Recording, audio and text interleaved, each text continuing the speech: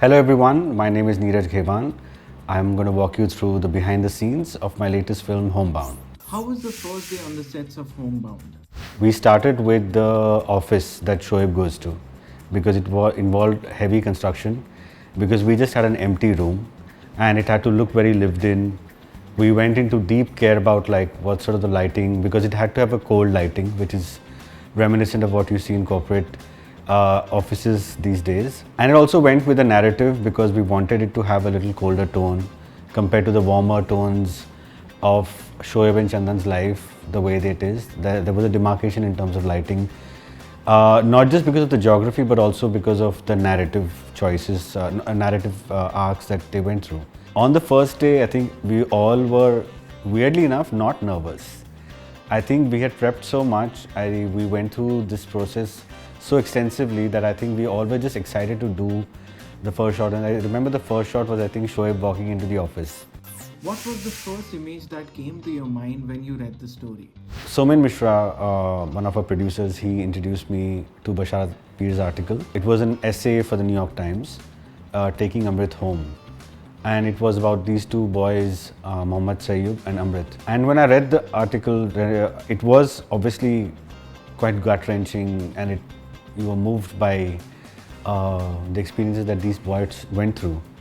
But what actually caught my attention was this frame in which the boy Amrit, he's wearing a jeans and he's done some graphics around the image and he's very happy. And oddly enough, that moved me more than anything. I think it brought me back to one of my favorite quotes by Rilke. It says, let everything happen to you, beauty and terror, just keep going, no feeling is final. That I was representing. So I took this research journey of trying to meet a lot of people, go to villages and speak to them and try to imbibe as much as I can. And that was my intent, and that's where it began to like unravel about like what is it that I want to say beyond what's in the story. So me and Bashar went to the village, we met Sayyub, we met Amrit's family, we hung out for a time, and it was quite a journey. With that, I realized that whenever we speak of any marginalized community, we are always talking or mentioning about them in statistics. I mean, of course, statistics are important, but also they somewhere tend to dehumanize because you don't understand the human cost of it. So that was my intent, that what if we pick up these two people, these two migrants, and just go back to their life story. Where were they born? What happened to them? What were their dreams? What did they love eating? How much biryani they loved and how much they loved? And what were their families like? What were their dreams? What did they leave behind? How do you help your crew connect with your vision and experience? I take a lot of time in picking the cast and crew. And starting with the crew members, they all had to align with the vision of the film. It's not necessary that you're just great at your craft. You also have to believe in the worldview that the film presents. You have to have the kind of empathy that the film is wanting to talk about.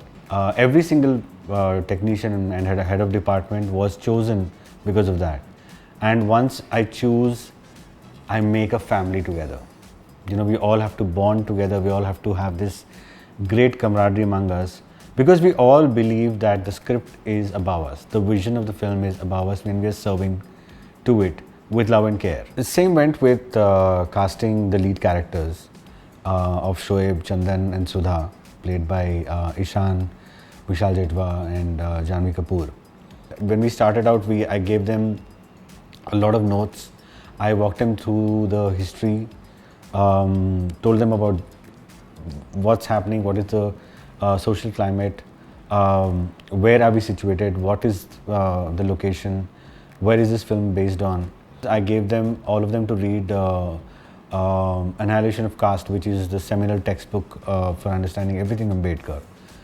And they all read and they went into their own journey of discovering and understanding what is happening and what is our country like. They went through a lot of videos, a lot of Instagram influencers from small town India. And I used to send them to not just like understand accent, but also see their world, see how they live, what what are the things that they like, how do they make fun of each other, all of those things. I wanted them to get as close as they can to the lived experience of these people. That's only when you can earn to play this part. That was more important than them really acing the performance. Like for instance, like even Sudha, played by Janhvi, like she also went into this whole cycle of understanding and becoming an Ambedkarite herself, in understanding what went on, the history of caste. I wanted them to acknowledge their privilege, like what privilege all of these three urban people go through in their own ways, so it made them question their own surroundings. I wanted that thought process to go within, go for them, because I wanted them to think their place in this world and how the privilege that they carry, and how is it so lopsided against the people that you're representing, the people that you're playing. They needed to understand the difference, and they had to come from a place of humility and sort of deep empathy and a very curiosity of almost academic curiosity and understanding it. You can't be like, oh, I'll learn the accent, I'll play this, I am doing a favor. You can't come with a condescending gaze towards these characters. These characters are not going to come to you. You have to come, you have to make that journey, as how Chandan says in the film, कि बोरी से उठकर कुर्सी तक का सफ़र तो हमें को तय करना होगा. So these three actors actually went through a thing. With Vishal and Ishaan, I told them that you'll have to make that journey to become Shoaib and Chandan. You'll have to make that journey to earn to play these parts, because it's a very, very big responsibility that's on your shoulders. I'm very, very particular about diction, language, accents, and I also sort of created the difference in various peers through language. Like if you see Chandan's parents speak very Thet language, it's more rural, but Shoaib and Chandan don't. Whereas Sudha's vocabulary is slightly richer than the boys, because she's going to college. In the office space, that that they're speaking a little more of English. This scene, which was the most difficult scene in the film, for me, for Vishal, and definitely for Ishaan. For Ishaan, it was the most difficult scene. It was the climax scene on the bridge. It was the seminal moment for Shoaib's character. So I remember rewriting it over and over during the course of the film shoot, and there was this strange moment that happened to me. In the middle of the film, there is a scene where Shoaib comes to Surat. He has a breakdown, and then next morning they talk about what to do. And Chandan talks about this thing where he says that ball का वजूद तो हवा में होता है दोस्त, ज़मीन पे तो बस पड़ी रहती है. And he keeps saying that क्या तुम्हारी ball की तरह लग रहे हो. When a final rewrite of the scene happened like a day before when we shot, and this was many, many days later, say about like at least 20 days later, and I'm shooting there and I've rewritten it.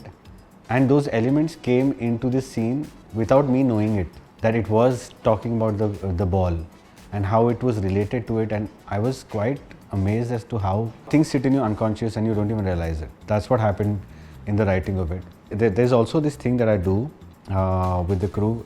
I just came up with the term. It's called Code 360. Now this is a very unusual one, where what I do is that it goes into the call sheet that this scene is Code 360.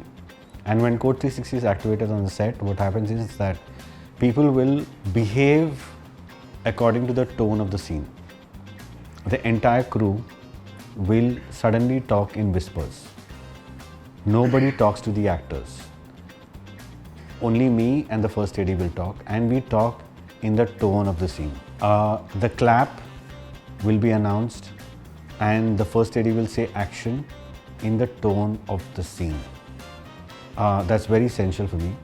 And this whole atmosphere is created for the actor to not get out of the zone. And Ishaan would channelize a lot of things.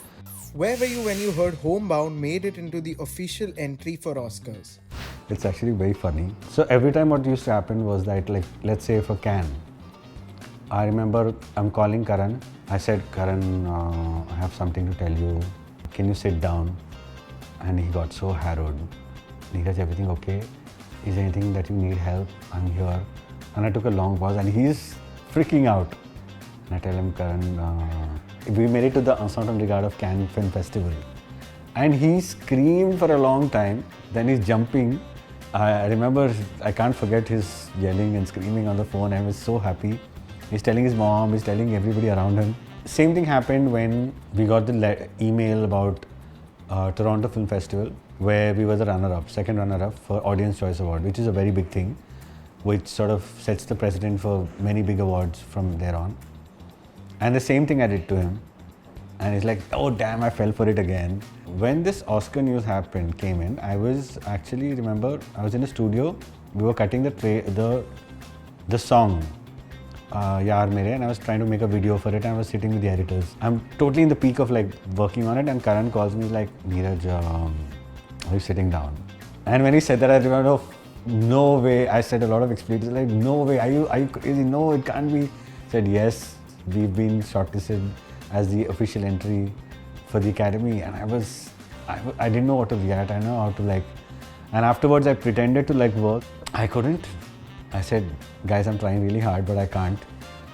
But I think since then, I've tried to postpone that elation because it's too big a thing. You know, you feel overwhelmed and you feel that sort of undeserving for such a thing. So to make myself feel better, I instantly buried myself into work. I said, there's a lot of work. So that's how I felt safer. I'm just like, I'll just work hard towards it. We'll do everything possible because we are also representing India. If you could change one thing in Indian cinema history, what would it be?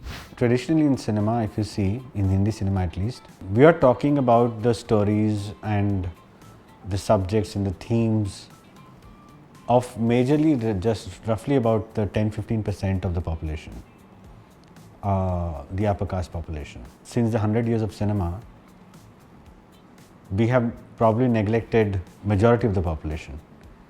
There have been no people from the Dalit community, from the tribal community, in front of or behind camera, and probably I'm one of the few people who's the only acknowledged member from the community. That is a very, very glaring problem, and we have to do reparations for that. There has to be well represented, there has to be inclusivity around it. If one of your old films re-released, what's that one part you would change in them? I can't look at my older films that I work on because I only see my flaws. Like constantly think that wish I had done this, wish I had done that. I have this constant niggling factor, like see for like Masan. You know, I wish I had more movements. Like we didn't have the budget to even like a, you know, like a Steadicam or a trolley. And that I compensated, and I went with vengeance when I made Gili Pucci.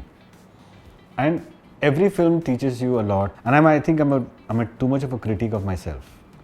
And I always look at it in a sense of improvement.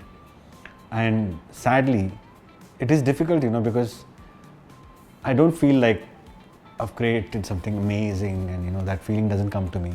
I always feel there is a sense of improvement. There's something that I could do better, something that I could have held that shot a little longer. I could have just like, you know, done a little bit. I could have treated that staging very differently. So these things are, I mean, I live with it all the time. What are your top 5 10 out of 10 picks that should be on everyone's IMDb watch list? Definitely 8.5 by Fellini. Amir Kusturica's Underground. Gulzar Saab Ijazat. Apur Sansar. Okay, the Dardenne brothers, La Promesse. Yeah, these would be my 5. It was very lovely talking to IMDb about the behind the scenes experiences that we all went through. We went through a lot to make this film. We've all become different people, maybe slightly evolved while making it. There's a lot of the India that we don't see in this film. And I urge you to watch this film, and wherever you can find and however you can find. And please write about it on IMDb. Your reviews and your ratings do matter.